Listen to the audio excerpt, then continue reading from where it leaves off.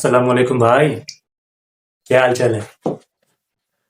तो भैया बात यह है कि ट्राई सीरीज से एक दिन पहले मैंने बोला था कि दो मैचेस हैं पाकिस्तान के अफगानिस्तान के साथ। एक अफगानिस्तान जीत जाएगा, दूसरा पाकिस्तान जीत जाएगा। और पिछला जब मैच पाकिस्तान हार गया अफगानिस्तान से, और जहाँ पे हर बंदा पाकिस्तान को बैश करने में लगा हुआ था, वहां पर मैंने भी पाकिस्तान की गेम के अंदर जो कमजोरियां थी वो बताई, उनको हाईलाइट किया। लेकिन साथ ही मैंने ये बात भी बोली कि भाई फाइनल मैच मुझे पाकिस्तान जीता हुआ नजर आ रहा है। फाइनल मैच पाकिस्तान ही जीतेगा। तो देख लें फिर कल क्या रिजल्ट आया। तो वही बात यह है कि ये बातें पहले कैसे पता चल जाती हैं, उसकी वजह मेरे पास कोई जादू नहीं है, कोई इल्म नजूम नहीं है। वजह सिर्फ एक है, यहाँ पर क्रिकेट है। तो एनीवेज, पाकिस्तान काफी अरसे के बाद इस तरह पहले जो मैच में अफगानिस्तान को वन साइडेड हराया, और कल के मैच में एक दफा फिर वन साइडेड विक्ट्री पाकिस्तान के लिए। और स्पेशली जिस तरह से कैप्टेंसी की कल सलमान अली आगा ने, वो I think that was brilliant.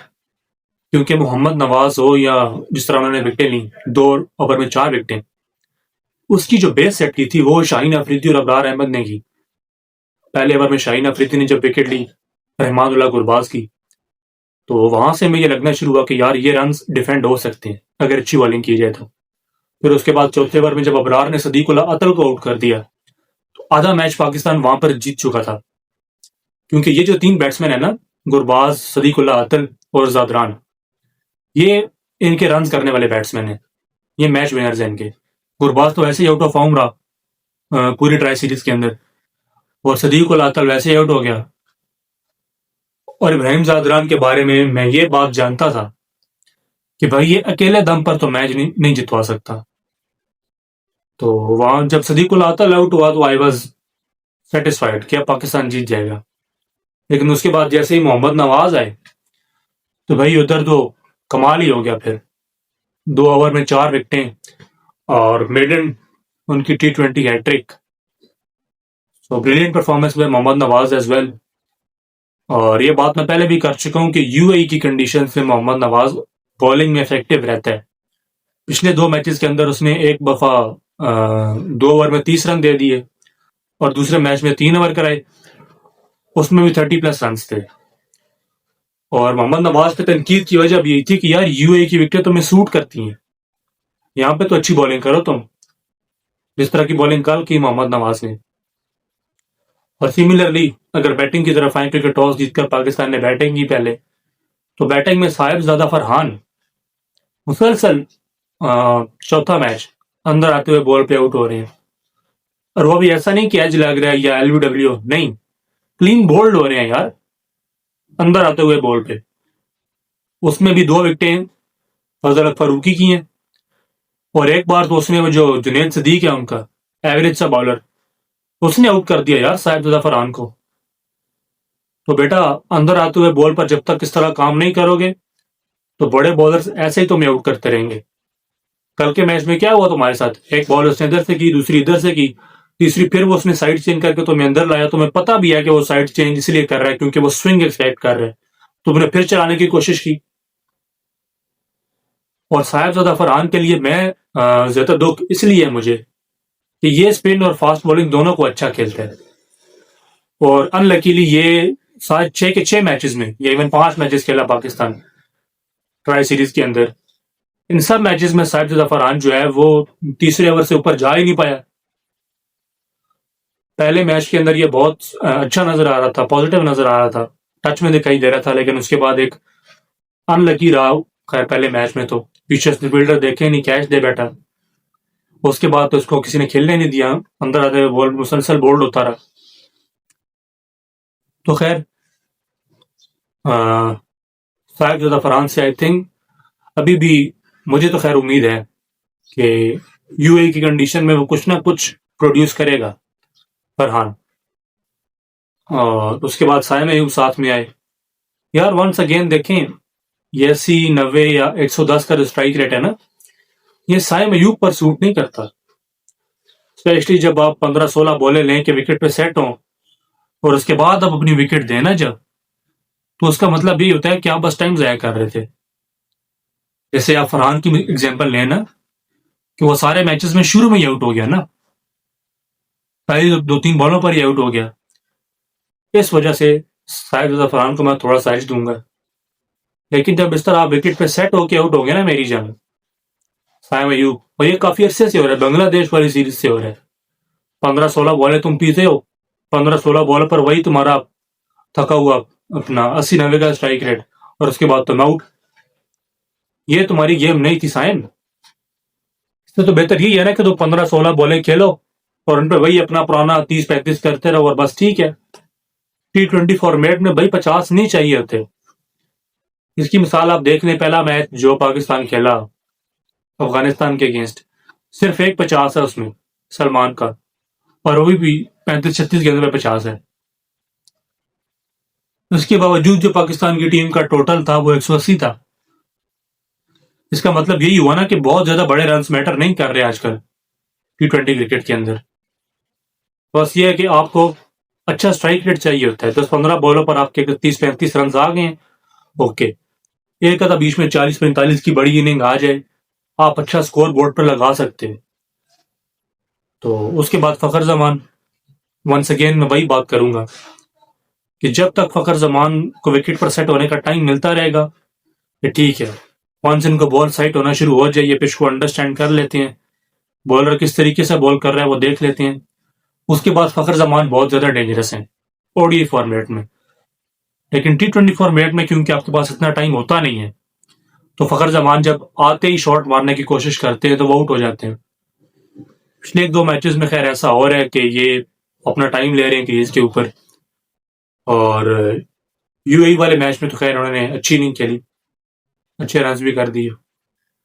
लेकिन कल वाले मैच में अनफॉर्चुनेटली ये छोटे रन को बड़ा नहीं बना सके और अपनी विकेट उन्होंने थ्रो कर दी। क्योंकि फखर जमान से देखिए, हमें ये वाला डाउट तो है नहीं ना कि ये छोटे बॉलर्स को मारेगा, बड़े बॉलर्स को नहीं मारेगा। ये बात तो कन्फर्म है कि जिस दिन फखर जमान का दिन होगा, ये जसप्रीत बुमराह को भी छक्के मारेगा, मिचेल स्टार्क को भी छक्के मारेगा। तो फखर जमान से में ये तो शक नहीं है कि ये छोटी टीम को मारते हैं। बस फर्क ये है कि इन्हें विकेट पर सेट होने के लिए थोड़ा टाइम चाहिए होता है। वो चीज T20 क्रिकेट में इनको तंग कर रही है। उसके बाद मोहम्मद हारिस, देखें कुछ प्लेयर ऐसे होते हैं ना कि आप उन्हें जितना मर्जी खिला दें, उनमें इंप्रूवमेंट नहीं होती। इसकी मिसाल आप लेने चले, पाकिस्तान का तो कोई सिस्टम ही नहीं है ना प्लेयर डेवलपमेंट का, प्लेयर को बनाने का। इंग्लैंड क्रिकेट बोर्ड, उनका एक प्लेयर जो काफी अरसे से उनके सर्कल में था, फिलिप सॉल्ट, उसको कितना खिलाया इंग्लैंड ने।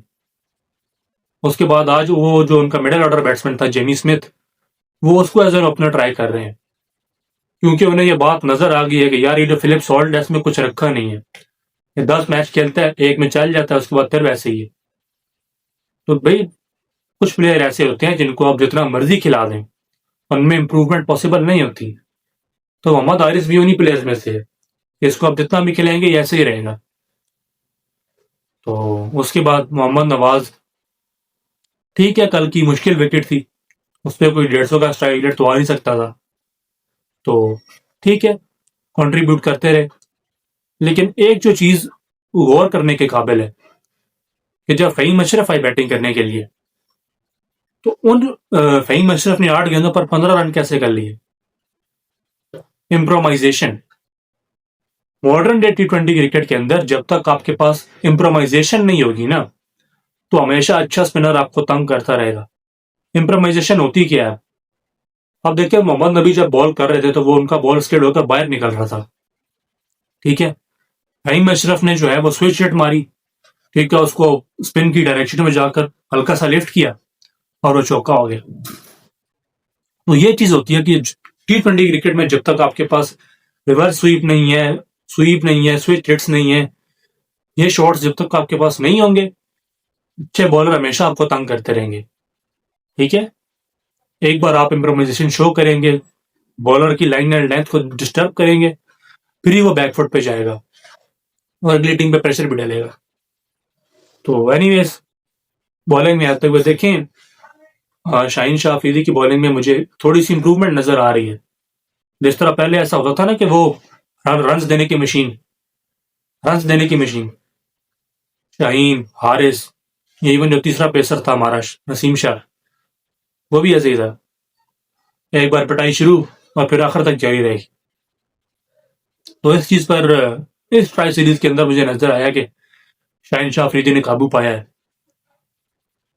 तो इंडिया वाले मैच में एक चीज नजर आएगी कि शाहीन शाह अफरीदी का जो अभी तक मुझे उनके स्किल सेट में इंप्रूवमेंट नजर आ रही है, वो वाकई है भी या नहीं है। उसके बाद स्पिन बॉलिंग में आते हुए मैंने कल भी कहा था, शायद मेरी वीडियो ऊपर किस तक पहुंच गई है, कि यूए की कंडीशन में अबरार अहमद और सुफियान मुकीम दोनों को खिलाएं आप। और क्या हुआ फिर कल के मैच में, क्या रिजल्ट निकला? अफगानिस्तान 70 रन भी नहीं कर पाया आप पे। और अभी ये बात आप याद रखें कि इस मैच में सुफियान मुकीम ने सिर्फ 2 ओवर करवाए हैं, सिर्फ 2 ओवर, और 2 ओवर में 2 विकेटें। तो ये इम्पैक्ट होता है कि जब आप पिच से रेलेवेंट बॉलर खिलाते हैं ना, स्पिनिंग कंडीशन में आपका अटैक स्पिन ओरिएंटेड हो, तो ये चीज आपको हेल्प आउट करती है। हमारे यहाँ ये होता था कि भाई स्पिन कंडीशन है 4 पेसर खिला दो, अपना फास्ट बॉलिंग कंडीशन है 3 स्पिनर खिला दो, पिच रीड करने ही नहीं आ रही थी। तो ये वाली चीज जो है वो इस ट्राई सीरीज के अंदर हमें कम होती हुई नजर आई। उसके बाद मोहम्मद नवाज, मैं कई बार ये बात कर चुका हूँ कि यूए की कंडीशन पूरी दुनिया में सिर्फ वो कंडीशन है जहां मोहम्मद नवाज अच्छी बॉलिंग कर सकते हैं पूरी दुनिया में, और ये बात कल उसने साबित कर दी। और पिछले 2-3 मैचेस में मोहम्मद नवाज को बैश करने का मकसद भी यही था कि यार ये तुम्हारी टाइप की विकेट्स हैं, यहां पर भी तुम परफॉर्म नहीं करोगे तो किधर करोगे। And same is the case for Sahibzada Farhan.